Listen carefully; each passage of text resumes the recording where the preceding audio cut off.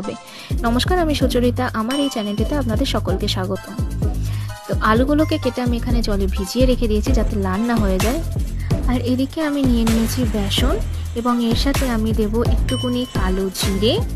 কালো জিরের পর এদিকে আমি দেব খাবার সোডা আর পরিমাণ মতো নুন এবং অল্প একটুকুনি চিনি, হলুদ গুঁড়ো আর সাথে দেবো অল্প একটুকুনি আটা।